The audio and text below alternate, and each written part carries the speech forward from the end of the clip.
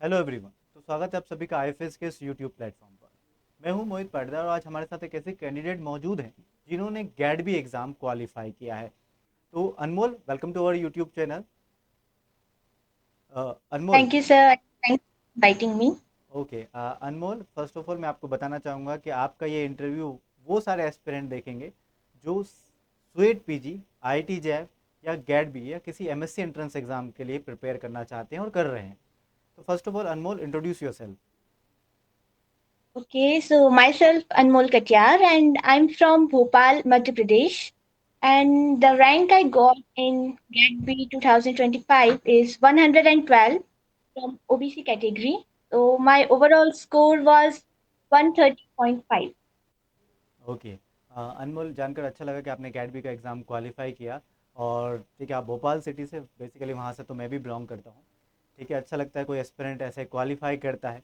ठीक है।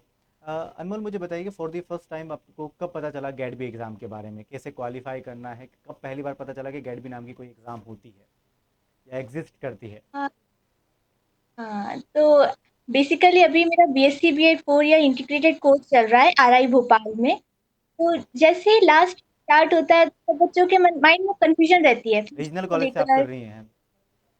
हाँ sir. Okay. BSc BEd. BEd. Okay. हमारे कई सारे एस्पिरेंट को जानकर हैरानी होगी कि बीएससी बीएड भी साथ में किया जा सकता है। ठीक है, अच्छा लगा हाँ आपसे ये सुनकर। वो सारे एस्पिरेंट ज़रूर ये बात को ज़रूर सीखेंगे। ओके, बताइए आगे, कंटिन्यू। हाँ हाँ, तो जैसे ही लास्ट ईयर स्टार्ट होता है मोस्ट ऑफ द लोग कंफ्यूज रहते हैं अपने फ्यूचर को लेकर कि क्या करना चाहिए, कहाँ जाना चाहिए।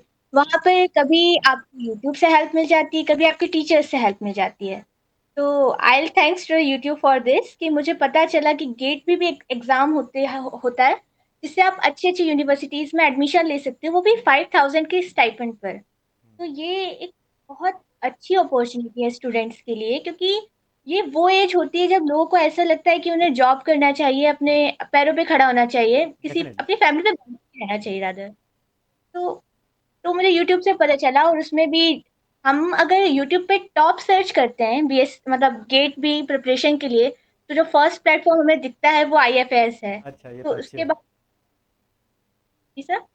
हाँ, ये तो अच्छा लगा ये सुनकर। और ठीक है, गेट भी एग्ज़ाम की तैयारी बहुत रेयरली कोई इंस्टीट्यूट करवाता है। ठीक है, तो ठीक है, हाँ बताइए आप आगे। ये जो टॉप में आपको प्लेटफॉर्म दिखेगा वो आईएफएस है, और फिर पूरी बाकी इन्फॉर्मेशन मुझे आईएफएस से ही मिली थी। अच्छा अच्छा। ओके। अनमोल, मुझे बताइए कि गेट भी जो एग्ज़ाम है आपने क्वालिफाई किया, तो इसकी प्रिपरेशन आपने कैसे की थी? हाँ, प्रिपरेशन तो अब जैसे बहुत सारे कैंडिडेट्स होते हैं जो 1 साल 2 साल इस एग्जाम को देते हैं, पर अनफॉर्चुनेटली मेरे पास इतना टाइम नहीं था, क्योंकि मुझे 2-3 महीने पहले ही पता चला इस एग्जाम के बारे में। तो मैंने अपने बस वो 2-3 महीने पूरी तरह से 100% दिए थे इस एग्जाम को यूट्यूब से। और उसके बाद जो पीवाई क्यूज थे, मैंने पीवाई क्यूज ज्यादा सॉल्व किए थे, क्योंकि उससे आपको एक आइडिया मिल जाता है कि आपको डेफिनेटली। किस तरह से अटेम्प्ट करना है, कैसे क्वेश्चंस आपको फेस करने पड़ेंगे। हाँ हाँ। इसके अलावा फिर मॉक टेस्ट देना बहुत ही इजी है, और आई थिंक मैंडेटरी है, हर स्टूडेंट को देना चाहिए। ताकि क्योंकि टाइमिंग बहुत मेजर फैक्टर होता है, कुछ लोगों के पास प्रिपरेशन होती है पर टाइमिंग नहीं होता, इसलिए उनका डेफिनेटली। नहीं हो पाता है। ओके। अनमोल, मुझे बताइए कि जो ये गेट बी की एग्ज़ाम है, ठीक है, आपने क्वालिफाई की, तो किस इंस्टीट्यूट में आप जाना चाहती हैं इसको क्वालिफाई करके? ऑब्वियसली अब जो टॉप इंस्टीट्यूट है गेट पे में वो आईआईटी है, तो आई ट्राई कि उसमें मेरा हो जाए, but otherwise BHU is my second preference. Okay. BHU, Hyderabad university obviously. Okay okay Anmol, मुझे बताइए कि कोई एक एस्पिरेंट है, ठीक है, जिसे गेट भी क्वालिफाई करना है, या आप ही थी फॉर दी फर्स्ट टाइम, तो आपने जिस आपने ये तो बताया कि कैसे आपने प्रिपेयर करना चाहिए, बट पहला रिएक्शन आपका क्या था कि गेट भी एग्ज़ाम के सिलेबस को लेकर, क्योंकि ये वास्ट सिलेबस है। ठीक है, तो उसके साथ आपने कैसे डील किया? और क्योंकि कई सारे एस्पिरेंट हमारे ना इस बात को लेकर दुखी हो जाते हैं कि बहुत बड़ा सिलेबस है, मुझसे तो नहीं हो पाएगा, तो वो छोड़ देते हैं, they give up. Right. But आपने नहीं किया, आपने क्वालिफाई किया, तो कैसे डील किया था फॉर द फर्स्ट टाइम?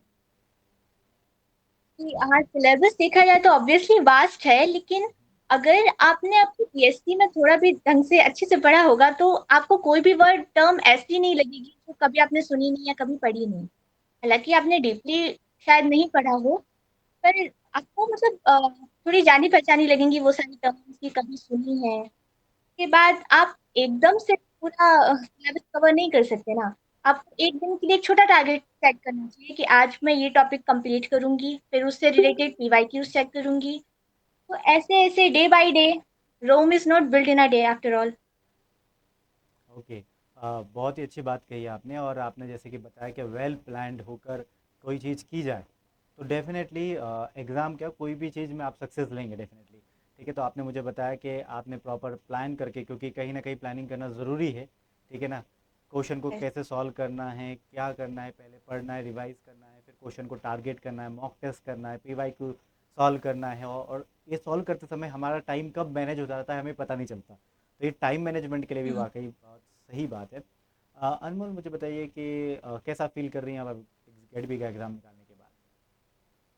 बहुत अच्छी फीलिंग है जब आप खुद को किसी भी चीज़ के लिए 100% दे देते हो, उसके बाद जब रिज़ल्ट मिलता है तो जो 2-3 महीने की थकान होती है, वो सब 1 दिन में, 1 मोमेंट में खत्म हो जाती है। वो एक मोमेंट उस सारे टाइम के ऊपर होता है। आपको ऐसा लगता है कि हाँ, you are in the ninth cloud. Okay, okay Anmol. ठीक है, ये अच्छा लगा सुनकर, क्योंकि कहीं ना कहीं ठीक है, आप कोई भी एक नेशनल लेवल के एग्ज़ाम, कई सारे एस्पिरेंट की बचपन से ऐसा होता है ना कि कई सारे एस्पिरेंट ये सोच कर रखते हैं कि मुझे एक तो नेशनल एग्ज़ाम मेरे पास होनी चाहिए। ठीक है, और डेफिनेटली खुशी तो ठीक है टॉप ऑफ द नॉच होती है, बिल्कुल सही कहा अनमोल। और कोई सजेशन आपकी तरफ से हमारे अपकमिंग एस्पिरेंट के लिए, कि आपकी तरफ से कुछ आप बोलना बताना चाहती हैं, ठीक है, तो आप बता सकती हैं।